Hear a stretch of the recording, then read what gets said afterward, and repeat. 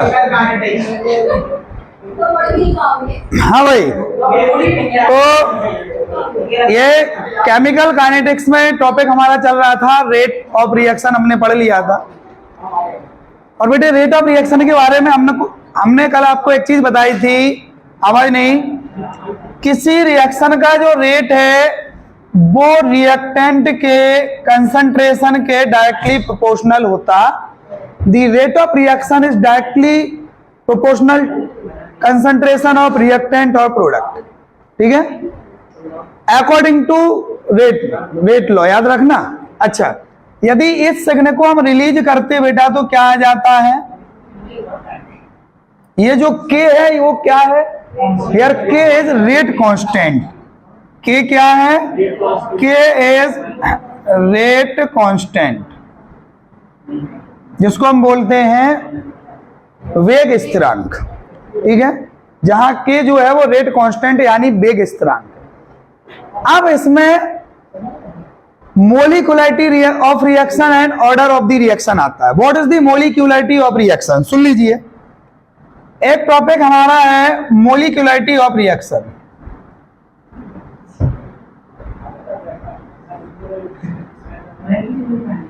What is the molecularity of reaction? The number of reactant in which involve in any reaction, they are called molecularity of reaction।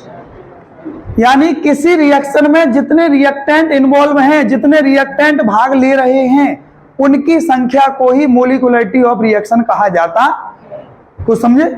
Suppose that हमने लिखा A plus B gives C,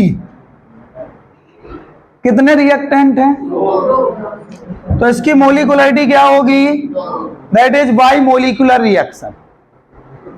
क्या होगी, bimolecular reaction. हमने कहा A gives B plus C, कितने reactant हैं, क्या होगी, यूनिमोलिकुलर रिएक्शन, इसकी मोलिकुलरिटी 1 होगी।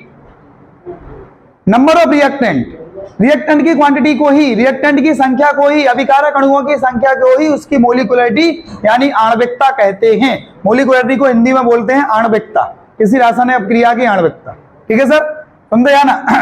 अच्छा, हमने लिखा, अब नहीं, हमने कोई कंपाउंड लिखा, suppose that CH3 COO C2H5 plus H2O, ठीक है, gives CH3 COOH plus C2H5OH।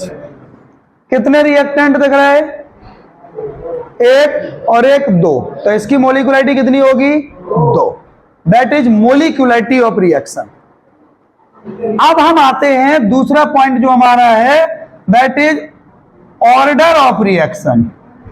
क्या, ऑर्डर ऑफ रिएक्शन, इसको हम हिंदी में कोटि बोलते हैं। किसी अभिक्रिया की कोटि किसे कहते हैं, ऑर्डर ऑफ द रिएक्शन।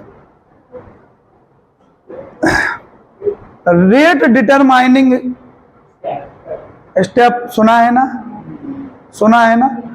तो जब किसी रिएक्शन में जितने भी रिएक्टेंट होते हैं जो रेट डिटरमाइन में इन्वॉल्व है, उनकी क्वांटिटी को हम ऑर्डर ऑफ रिएक्शन कहा जाता। क्या कहते हैं उनको, order of reaction. How many reactant involve in rate determining step, they are called order of the reaction.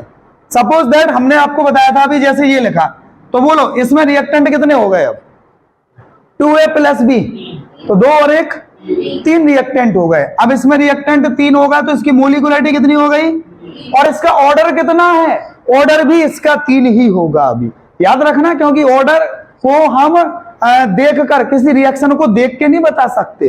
किसी रिएक्शन का जो ऑर्डर है वो एक प्रैक्टिकल वैल्यू होती है, एक्सपेरिमेंटल वैल्यू होती है, उसको देखकर नहीं बताया जा सकता। लेकिन कुछ क्वेश्चंस जो जैसे एग्जाम में आते हैं, बोले इसके रिएक्टेंट कितने हैं, तो इसकी मोलिकुलरिटी भी एक है और इसका ऑर्डर भी।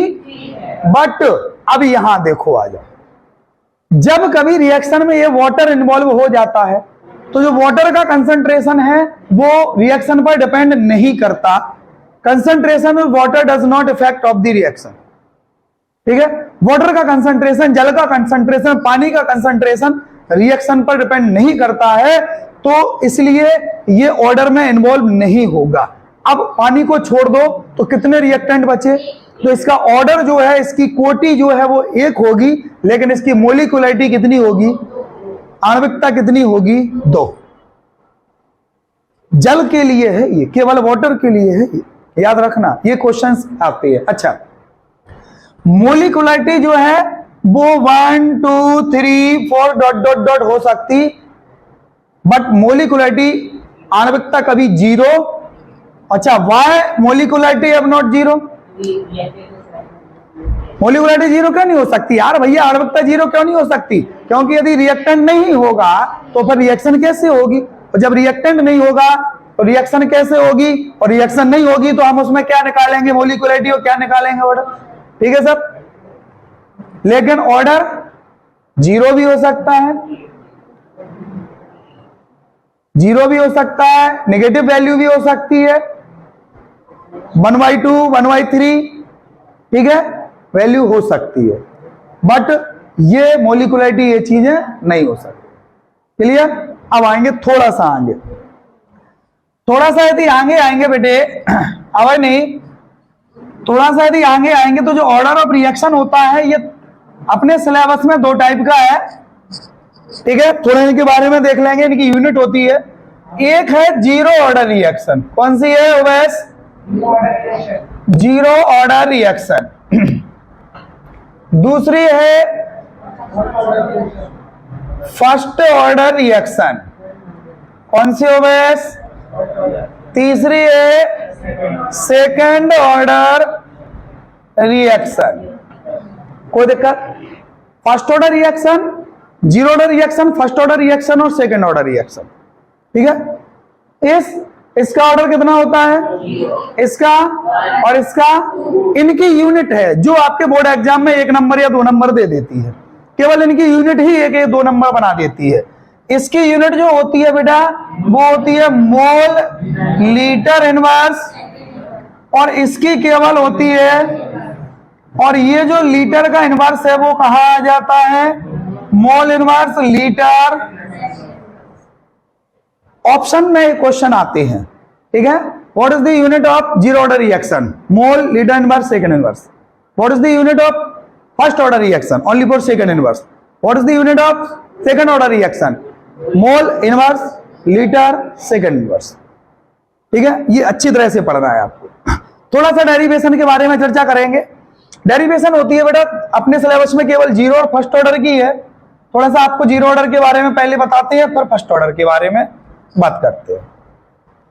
पहले तो ये बताइए what is the zero order reaction, बताइए पंडित जी, जीरो ऑर्डर रिएक्शन क्या है।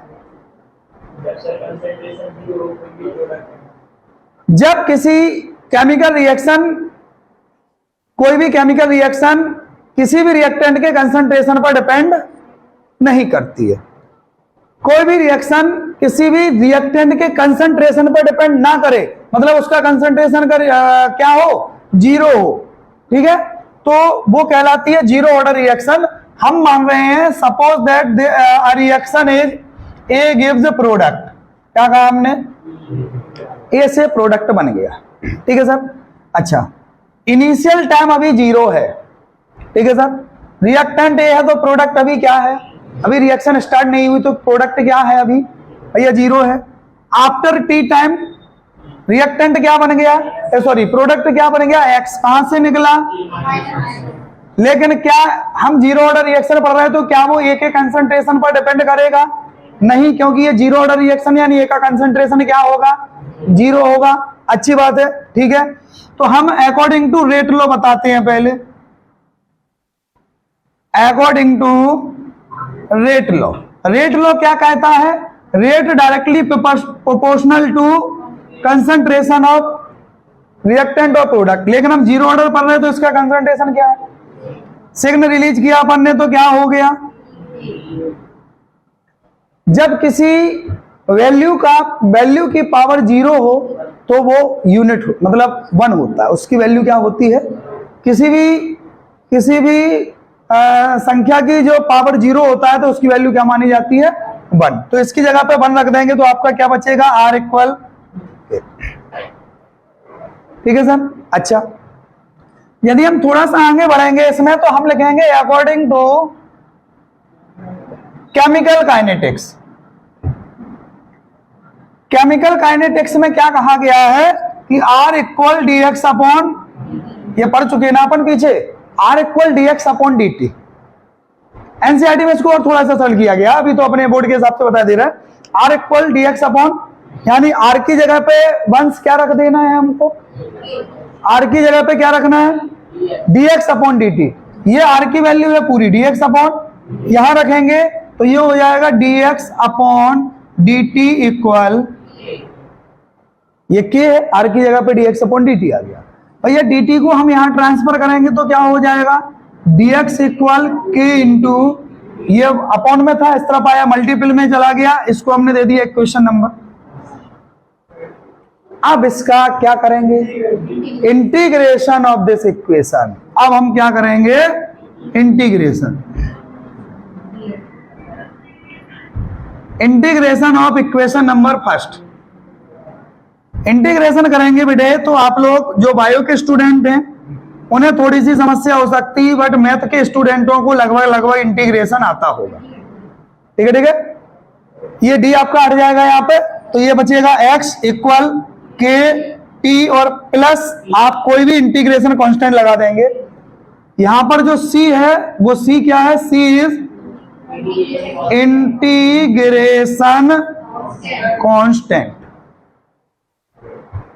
पंडित समझ रहे हो, चलो अच्छा। अब देखिए यहां पर टी क्या है, 0। इफ टी इक्वल 0 तो x की वैल्यू भी क्या है, एंड x इक्वल 0। तो t और x की वैल्यू हम 0 रख देंगे तो equation from equation number second, ठीक है, from equation number second t और x की वैल्यू पुट करना है अभी यहां पे, तो ये हो जाएगा 0 इक्वल के, t की वैल्यू क्या रखेंगे बेटा, 0 प्लस c। तो ये 0 ये 0 ये 0 यानी c बराबर क्या हो गया अपना, हो गया ना। अगेन अब केवल c की वैल्यू, अब केवल c की वैल्यू यहां रखेंगे, c बराबर यानी 0 हमें यहां पुट करना है, तो हम लिखेंगे again from equation number second. अब लिखेंगे x बराबर के टी प्लस 0, तो x इक्वल के टी, और यदि हम रेट कांस्टेंट k निकालेंगे तो k बराबर x upon. This is the integrated equation of integrated rate law of zero order reaction. ठीक है, क्या होता है, x equal k equal x upon T. कोई दिक्कत, एक बार अच्छी तरह से देख लो, कुछ नहीं है, बस केवल क्या है कि इसको जितनी बार आप ट्राई करोगे उतनी बार आप इसको लगा पाओगे, पहली चीज। और दूसरी चीज, यदि ये डेरिवेशन आएगी तो लॉन्ग में आएगी आपकी, मतलब 3 नंबर के लगभग ये क्वेश्चन आएगा। ठीक है, और इनके न्यूमेरिकल्स आते हैं और ज्यादातर फर्स्ट ऑर्डर रिएक्शन के न्यूमेरिकल्स अच्छे आते हैं। ठीक है, थोड़ा सा आगे बढ़ेंगे। ये तो हो गया आपका जीरो ऑर्डर रिएक्शन, कोई दिक्कत, एनी प्रॉब्लम। अब आते हैं फर्स्ट ऑर्डर रिएक्शन पर। कौन से पे, थोड़ा स्टॉप करना, पकड़े रहना।